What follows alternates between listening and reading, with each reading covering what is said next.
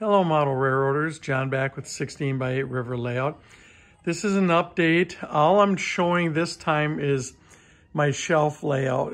My little siding, whatever you want to call it, my little yard. It's kind of really just a almost 15-foot shelf layout. It's got 3 lanes on it, as you've probably seen. I know I don't need to explain all this to most of you, but a lot of you probably, some people are new and haven't seen it. It's just a layout, a connection that I built from the other room, and it goes through the wall so I can park 3 trains to this layout here and here.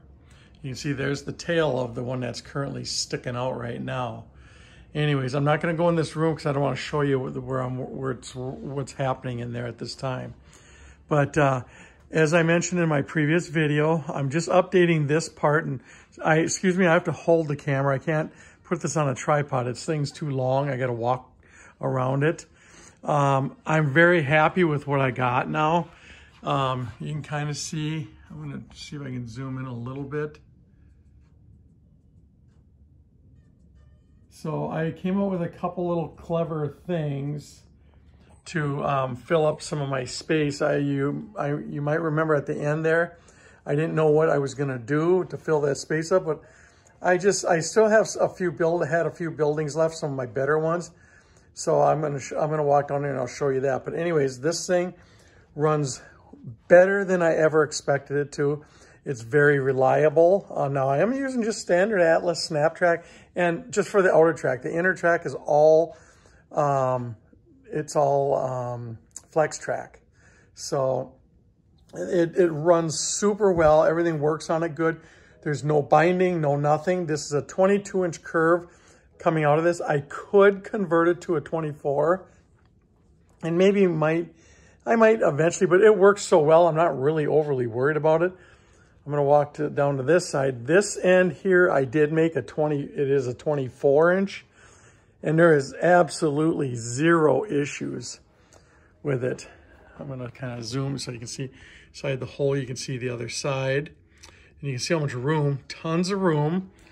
So what I did here, this is the other end, of course, is I needed a switch for this, and I don't have one, and I can't find one that's a 24-inch curve. And I would have to get one custom made, which I will do eventually. But in the short term, I just made this myself. You can kind of see it. It looks pretty good. It looks authentic. The train rides over it perfect. So there's no issues. It just isn't, I can't slide it back and forth. I don't have the tools to make that kind of a little system, but it works great. I spent a lot of time trimming this to get it to work. So at least now it looks like I have a full connection. And then what I did is I took my buildings and made kind of like a mini little town square down here just to fill up the space with a little track. And I'm going to build the road, so like the road coming from the town to come out this way, put some crossing gates and everything in there. It's all just for looks. I just think it looks neat. And then I took and put trees here, which is a little non-typical for when you have a little town, but I just wanted to block the path going in it when you're looking at it straight on. I didn't want people, when they're sitting in my family room, to see that train going in the wall. But if you look at my short videos, the shorts, you'll see I got lots of videos of this many trains going in and out. And one guy did comment on how I'm using the same freight cars over and over. I definitely am doing that because they're just on the track. Now I will, once I get everything kind of set, I'll start swapping things out. And I'm in the middle of building up my Chicago Northwestern collection from the, I'd say late 80s down to the 50s. I'm building that up right now, and a little bit of my Great Northern and some of my Burlington Northern, but my Chicago stuff is kind of my priority at this time. So I'm working on that. But anyways, this is kind of where I left it. Here's my little, like I say, here's my little town, a couple little angle shots of it. I am going to detail the ground on this part. I'm probably going to just put some kind of turf in this area, but so heavily glued that no one can pick it off.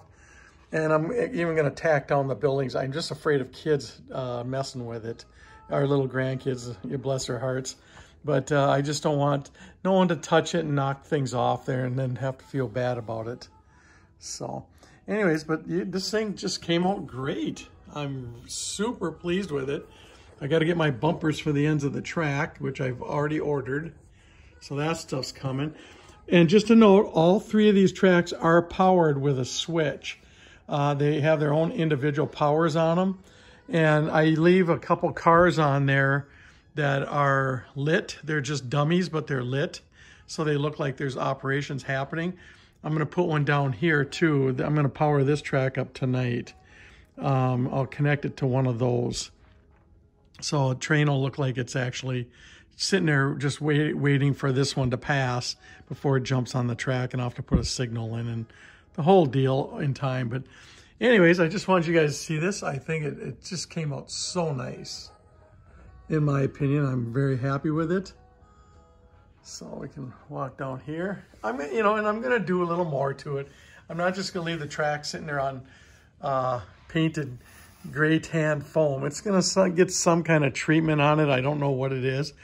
I might get some kind of material to put in between the tracks just to give it a little, that'll kind of come up to the ties. I don't know, just to give it a little something. So, but I don't want it to get too messy out here. And I think this is super clean how I've got it. And I plan to paint my little trees going down the side. There actually is some gray, light gray hills already there, which I was planning on detailing those in time. You can kind of see them going up and down. But I'm going to be painting pine trees coming up, poking up in groves of it. But all that's going to come in time, but I will probably do some more hill detailing before I do all that. So anyways, that's what I got. That's the big dog for the day video. So just watch my shorts. I would turn the train on, but it gets a little loud when I'm trying to talk. So just keep an eye out for the shorts. And like I say, I think there's plenty of them on there. And there's one short, I think one maybe of it showing the train coming in the room over there.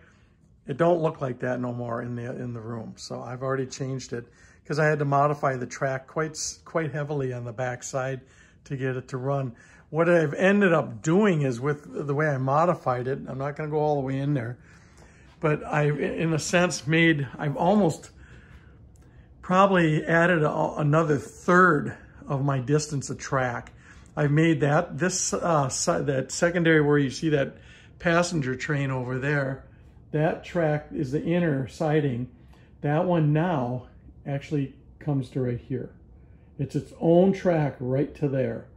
So I can theoretically run 2 trains, DC or DCC, without worrying about them colliding because there's so much space.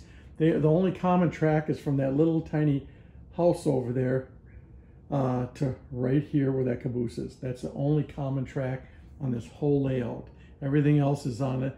It's on its own. I could have, if I would have known I was going to do this earlier, I could have probably done something different to double up this track, but I'm not going to really worry about that right now. So anyways, that's kind of where I'm at, and I think it's great, and I'm super happy with things, the way things are coming along, and it has not been without its trouble. Like I can't remember in the last video if I mentioned some of the modifications I had to make to this wall system to get it to work.